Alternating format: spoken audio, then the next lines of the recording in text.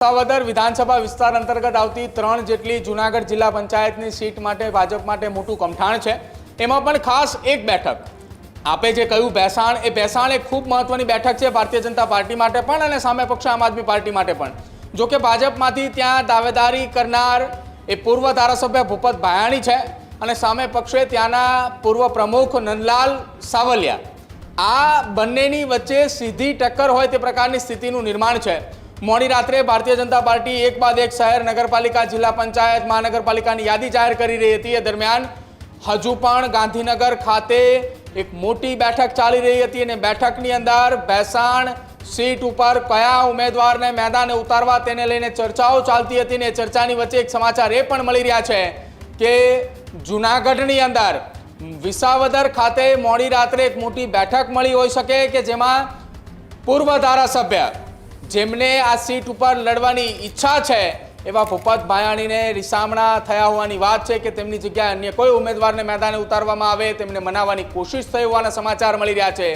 લગભગ મોડી રાત્રે 12 વાગ્યા સુધી બેઠક ચાલી હોવાના સૂત્રો દ્વારા સમાચારો મળી રહ્યા છે અને જે નંદલાલ સાવલિયા કે જેઓ પૂર્વ પ્રમુખ રહી ચૂક્યા છે તેમને ત્યાંથી મેદાને ઉતારવાની તૈયારી દર્શાવી રહ્યા હોવાની વાત સામે આવી રહી છે। એક તરફ વિસાવદરમાં ધારાસભ્ય ગોપાલ ઇટાલિયા જ્યારથી જીતીને આવ્યા છે ત્યારથી વિસ્તારમાં તેમનો દબદબો જોવા મળે છે, પરંતુ હવે તેની સામે ભારતીય જનતા પાર્ટી એ વિસાવદર નગરપાલિકા હોય કે જેની ચૂંટણી થોડા સમય પહેલા થઈ ચૂકેલી છે, પરંતુ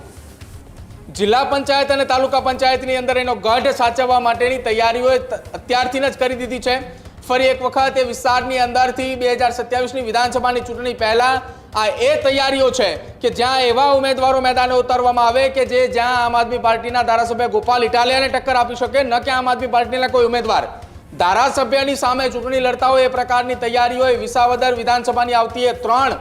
એ સીટો ઉપર અત્યારે જોવા મળશે કે જ્યાં મોટી કાલસરાની બેઠકની વાત કરવામાં આવે, ભેસાણની વાત કરવામાં આવે, તમામ જગ્યા ઉપર એવા ઉમેદવારોની પસંદગી કરવામાં આવે તેવી શક્યતા છે અને તમામની વચ્ચે ભૂપત ભાયાણીને લઈને આ મહત્વપૂર્ણ સમાચાર છેલ્લે સુધી તેમની ટિકિટ કન્ફર્મ હોવાની વાત હતી, પરંતુ એ તમામની વચ્ચે તેમની ટિકિટની જગ્યાએ હવે